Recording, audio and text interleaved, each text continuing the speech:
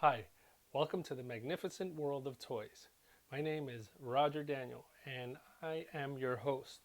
This is actually the first video I am doing for this channel. I have done another one before. Hi, my name is Roger Daniel and this is the magnificent world of toys. This is an appreciation channel for toys and hobbies. We will showcase nearly everything about toys, from toy makers, artists, vendors, YouTubers, and much more. We will visit shops and you will meet fellow collectors, all in an effort to help out you, the collector, and vendors alike. This is the magnificent world of toys. May those who play never gray.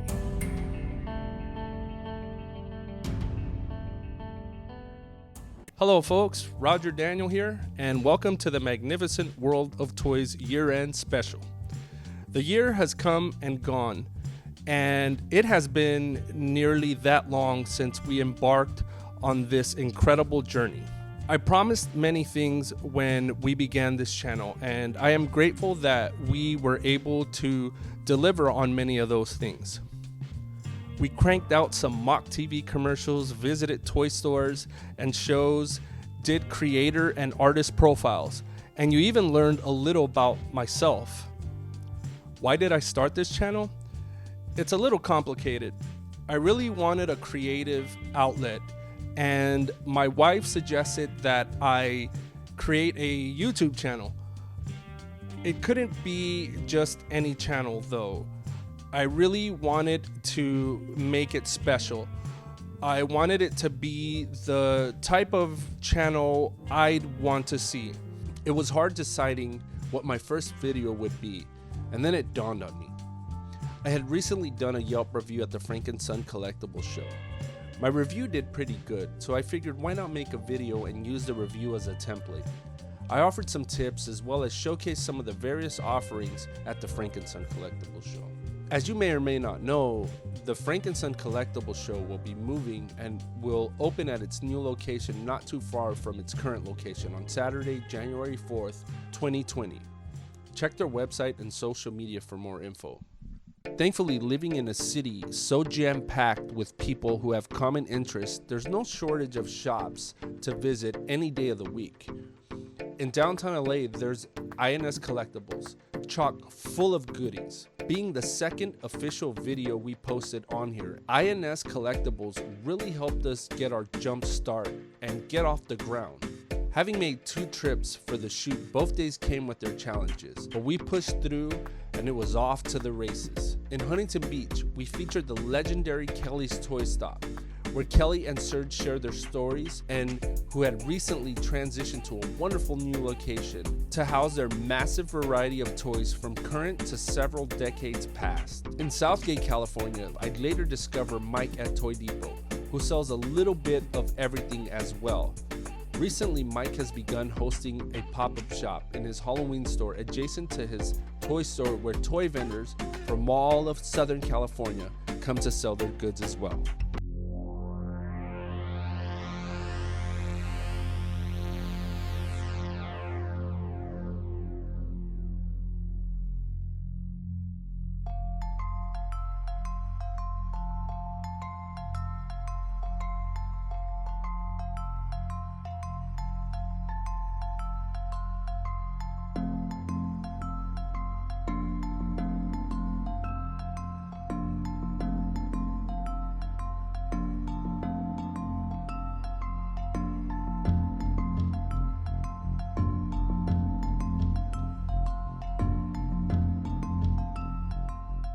So I've dabbled in making custom action figures and some toy photography here and there over the years. And I used to take pictures for fun of my figures and dioramas over a decade ago when I began collecting 1/6 scale action figures. Unbeknownst to me, there was a guy out in Culver City who was fully invested in this about a decade prior to that and has since become a pretty close friend. We will get to him after this fake commercial of custom action figures I made in a collaboration with Battle Cat Brian. Check him out on Instagram. He's an awesome customizer of all things Masters of the Universe and other stuff. Hope prevails in the fight for Animatron? Who's brave enough to stand up to Real Krang and his minions as they threaten to disrupt the peace of Waste Mountain? From the depths arises Stoner with his invulnerable stone exterior and devastating hammer fist action. Yet Real Krang, with his quick instincts and powerful blasters, squash Stoner's feeble attempt. Mikey at Arms arrives with haste with his companion Battle Rat to avenge his fallen companion. Real Krang is caught by surprise. With the sweep of his tail, Battle Rat stifles Real Krang's evil plot. Once again, Animatron is safe, but for how long? Figures sold separately, some assembly required, from MacLeod. 2 years ago, I was at a high school football game when a gentleman by the name of Tony approached me, who recognized me from going to see my band perform.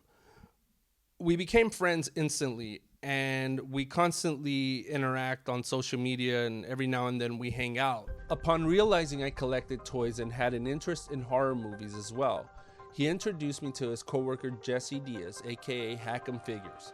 I had known Jesse a few months prior to starting this channel, and I asked him if he'd be willing to have a video done about him, and he obliged, and that became our first toy collector, toy photographer profile. Jesse became a very important contributor to this channel because he'd go on to introduce me to diorama maker, photographer, and collector Roger Gaitan, also known as Notorious Collector, as well as the LA Toy Group, a group of guys who'd spend their weekends shooting all over Southern California.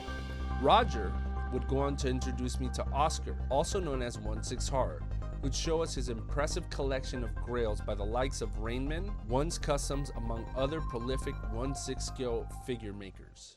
Every Saturday morning, I'd wake up, brew a pot of coffee, and watch toy channels such as Mad Hunter, Pixel Dan, among others. But one of my favorites was a local fellow by the name of Count Stankus. While others were out sharing and reviewing the more obvious and prolific vintage toy lines, Steve was delving into the world of knockoff, bootleg, and generic department store, fantasy, military, and sci-fi catalog fodder from the 70s and 80s, as well as Migos, Planet of the Apes, etc. He allowed us to visit his toy room of insanity, where we interviewed him and his longtime YouTube counterpart, Matt, who are also known as the Underworld Collectors. Both shared their awesome collections and allowed me to tag along with them for a Lord of the Rings video shoot they put together, which was a lot of fun, commemorating Count Stankus' completion of the Lord of the Rings line. Monsterpalooza 2020 is drawing near. 2019 was a great show as usual. Aside from covering the event, I did manage to meet some very, very talented artists who'd later sign on to allow me to make artist profiles of them. More on that after this fake commercial. The battle rages on for Animatron. As Real Krang schemes to take over the world once again, a new hero emerges. Spyclone, with his powers of perception and cybernetic abilities, inspects his surroundings. With his cyber-chomping jaw and atomic blaster cannon, Rocksteady Trapjaw emerges from the waste pit in an attempt to gain the upper hand by distracting Spyclone. Real Krang takes advantage of the opportunity and attempts his sneak attack. Spyclone, with his keen instincts and mega-powered deflector, thwarts the attack. Once again, the forces of evil are neutralized, but for how long? Figures sold separately, only from MacLeod.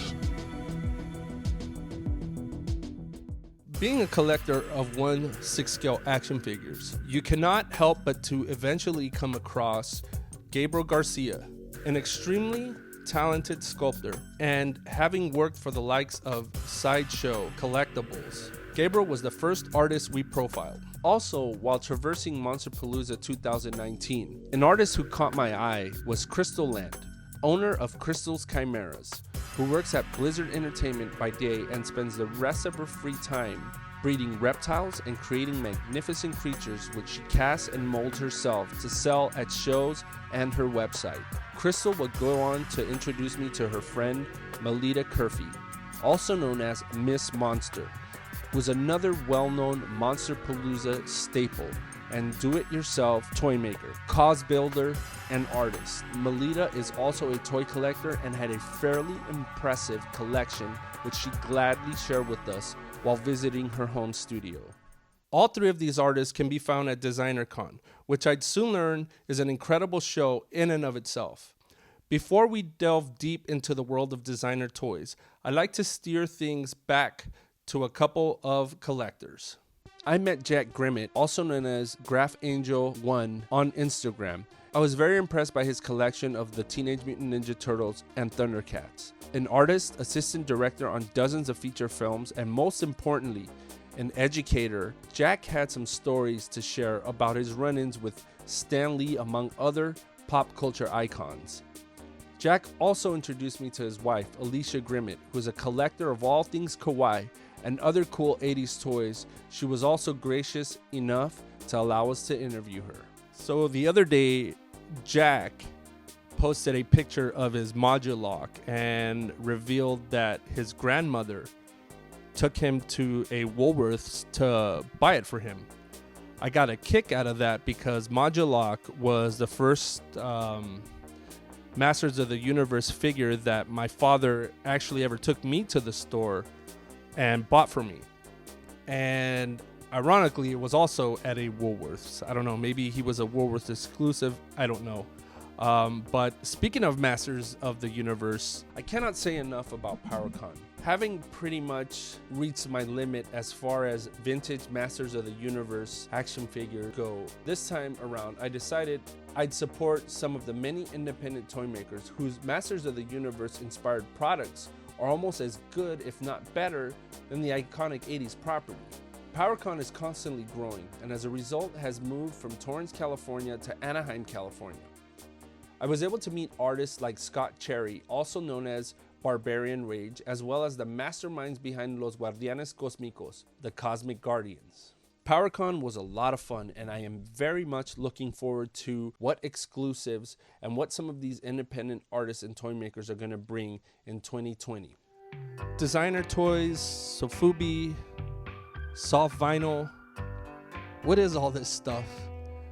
It's hard to look at these light, hollow pieces of plastic and try to understand the obsession, yet when you realize the motivation, inspiration, as well as the incredible demand of some of these pieces, you will appreciate very quickly the few you may manage to get your hands on. I was introduced to this obscure subculture of toy collecting by one of the pioneers of the modern soft vinyl movement, who happened to be a friend of mine on Instagram. Isaac Ramos opened his doors to us, where he housed his collection of soft vinyl, vintage Japanese toys, antiques, and other great pieces of advertising history and premiums. Isaac would go on to introduce me to Carl Kent Smith, also known as Clear with Guts, whose collection of designer toys and sofubi is incredible. Carl had one of the most exhaustive collections with custom-built shelves in his home that I had seen to date, and Carl would further school us in the wonderful world of sofubi and designer toys. Isaac and Carl reinforced my appreciation for those particular collectibles, as well as expand my horizons in toy collecting. One thing that I must admit is that it's been a significant challenge to find subjects to film at times. Thankfully, I've had such individuals as Roger Gaitan and most notably Jesse Diaz help me in finding folks to feature. Among them was guys like Todd Action, who's a known vendor at the Frank & Son Collectibles show, as well as DesignerCon. He's a custom action figure maker and diorama builder. Jesse would go on to introduce me to extremely talented stop motion artist Scott Holmes. We actually filmed his video at my place, and he created an animation in this living room exclusively for his video. It was amazing to see him work. Thanks to Scott, I later discovered that his childhood friend Francis Galuppi was also a collector and welcomed me to his home to feature his incredible collection of movie posters, Legos, action figures, among other really cool things. The month of October was about all things horror, which would bring us to our final video of October. The final collector we profiled for the year was another referral by Jesse. That's none other than Saul Horror Tado. I had heard some rumors of his collection and home. Inspired by Guillermo del Toro's Bleak House, I was thoroughly impressed by his collection of Sideshow's Universal Monsters. It was the perfect way to wrap our Halloween season, considering he had all types of oddities, antiques, and curiosities, horror-related and Halloween-related. As the year began to wind down, I'd also visit some other shows and locations. For the first time ever, I visited Monsters in Motion. I was thrilled at all the movie-related goodies they had all over their retail spot. I found a lot of nice pieces there. I can't wait to return. Also, a group of vendors and comic shop owners put together the Zappers Toy Show, where the focus was absolutely no pops and more comics and vintage toys like the comic conventions of yesteryears. Hopefully, they'll do another one soon. And last but not least, DesignerCon was the event I had been waiting for all year. I had never attended DesignerCon, and at last my chance to pick up some soft vinyl and see what this show was all about came. I didn't know whether to shop or film when I got there. It was an incredible show, and it was great meeting people for the first time like Justin Ishmael and Mark Nagata of Max Toy Co. Speaking of Mark Nagata, earlier this year he displayed a fraction of his collection in Los Angeles at a show titled Kaiju vs. Heroes. Alongside his incredible toy collection, Mark Nagata exhibited his artwork. It was an incredible exhibit of vintage Japanese toys, movie props, and memorabilia from Mark Nagata's childhood. So now let's move on to the next segment. These are my top 10 toys of the year. I'm a simple guy. I see something I like and I buy it.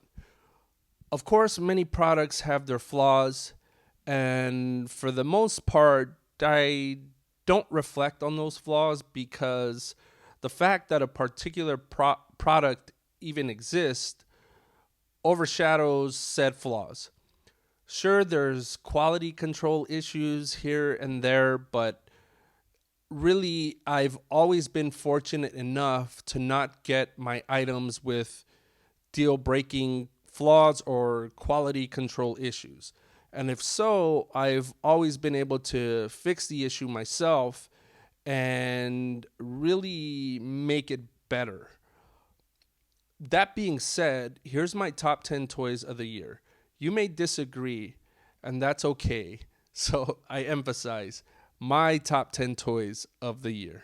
Number 10, Alien vs. Predator, Dutch and Lynn. I loved this game growing up as a kid, and I would rush to play it at whatever arcade I'd ever find it at. I love Capcom games. I think they have a lot of great artwork, great character design, and I can't imagine a Capcom game that wasn't a lot of fun. This is something you don't see often. These action figures are just fantastic. Thank you, NECA, for knocking this out of the park. Alien vs. Predator, Dutch and Lynn. Number 9, David from the Lost Boys by Redmond Toys. I love the Lost Boys. This figure really came full of accessories, and the price is amazing in comparison to most figures of the like. Lots of detail, a great figure from a great film. Number 8, NECA Toys Karate Kid line. I love this movie. I never thought I'd see Karate Kid action figures ever again. These are perfect and will do for now. Once again, thanks NECA for thinking out of the box and releasing these. These are fantastic. Number 7, Mythic Legions Krona and Purplord. These dudes were PowerCon exclusives, and their uncanny resemblance to Trapjaw and Panther makes them even more magnificent. I hope Mythic Legions releases more Masters of the Universe inspired figures in the future. Number 6, and this one was a surprise. This is actually not my figure. This is the Jurassic Park Brachiosaurus from Mattel. This actually belongs to my son and was his Christmas present. But I could not help but be impressed by the sheer size and craftsmanship of this magnificent beast. My son has several figures from this line, but this one has really sparked my interest. If I'd ever buy a figure from this line, it would have to be this one. I mean, it's literally the size of a pet. Just a wonderful overall figure and last minute entry to this list. I kid you not. Number 5, Justin Ishmael and Creature Kids Pugly from the Planet P. I've seen the short film, but this magnificent creature sparked my interest prior to that when Justin Ishmael first teased it on social media. This thing just looks cool, and I'm hoping to paint it soon. I've always wanted a pug. I doubt I'll ever get one, but this will do for now. Number 4, GameStop's Teenage Mutant Ninja Turtles Vintage Reissue. Now that I got these dudes, I've began to collect the old Playmates Teenage Mutant Ninja Turtles line once again. No complaints whatsoever about these reissues. They're flawless and just as fun now as they were 30 years ago. I can really play like a kid all over again. Number 3, Sideshow Collectibles Court of the Dead Kier 1/6 scale action figure. I've always loved Sideshow's Court of the Dead line. However, those figures are way out of my price range and I really don't have room for quarter scale figures, so I was thrilled when they announced this Kier figure. I immediately fell in love with her. I see her as a female Skeletor. Overall, she's fantastic. Number 2, Savage World Thundercats Wave 2. There will be a little more on these later. And the number 1 top 10 figure of the year for the magnificent world of toys is the Mondo 1/6 scale Skeletor. If there was such a thing as a perfect figure, I think this is it. Well, it's perfect for me in many ways. This is just an overall gorgeous piece for the price you pay. This figure has carved its way to the top 10 toys I own, period. Great job, Mondo. This is a great figure. Alright, so let me take the time to share with you some of my gifts this year. First is this Djinn Urso in disguise. I always wanted a Djinn, and this is the only one I could get my hands on. I love Rogue One, and I love this character. Next are these cool Street Fighter muscle figures I received from my brother for Christmas. These are really cool and some of my favorite in this style. I think I'll keep these guys in the package. My good friend Rolando gifted me these awesome Los Amos del Universo reaction figures from Super 7. I don't have many of these, but it's a nice way to start a Masters of the Universe reaction collection. Next are these, which were the number 2 in my toys of the year. The Savage World Thundercats Wave 2 line. I've managed to get Tigra, Monkeyan, and Jackalman. I'm hoping to get Chitara soon. I have Wave 1 of these, and I think to have these figures in this format is one of the coolest things in toy history. I'm really hoping Funko continues cranking these out, although unlike Wave 1, there's no teaser of a Wave 3 and the card back of Wave 2. Let's keep our fingers crossed that we get a surprise in the near future. Next is this John Matrix Commando figure that I finally got. And it was quite frankly a figure that I had been wanting to get, and I had really lost all hope of ever getting it. And my final gift is this amazing 1/6 scale faker from Mondo. I'm really happy with this. I really had to get him geared up once I cracked him open. He's not as cool as Skeletor, but definitely an awesome addition to my 1/6 scale Masters of the Universe collection. So that about does it for our year-end special. I hope you enjoy it. A big thank you to all those of you who interact with me on Instagram, support me, leave your comments, those of you who subscribe, as well as on our YouTube channel. Thank you to all who have participated this year, as well as helped me to build this channel. Thank you to my pen pal overseas, Neil from Retro Reels, to my bro and best friend, Rafael Hernandez and his family, Israel and Samantha of INS Collectibles, Tony Vieira, Rolando Quinones, Battlecat Brian, Jesse Diaz, Roger Gaitan, Kelly and Serge from Kelly's Toy Stop, Oscar 16 Horror, the LA Toy Group, the Underworld Collectors, Count Stankus and his family, also Matt Strange, Gabriel Garcia, Isaac Ramos, Crystal Land, Jack and Alicia Grimmett, Carl Ken Smith, Melita Curfy, Todd Action, Matthias Alonso, and Miguel Salek of Leia Toys, Scott Cherry, Brandon Barker, Scott Holmes, Francis Galuppi, Monsters in Motion, Mike Martinez at Toy Depot, Saul Harutado and Mrs. Harutado, Gabriel, Mark Nagata of Max Toy Company. Lastly, to my loving wife for inspiring me to create this channel and being my #1 supporter fan and critic, and to my boy, the gentle giant, my assistant, my sidekick, my firstborn and heir, Daniel. Thank you, son, for being there for the journey. May you have a spectacular 2020. Once again, this is Roger Daniel for the magnificent world of toys, and may those who play never gray. See you soon.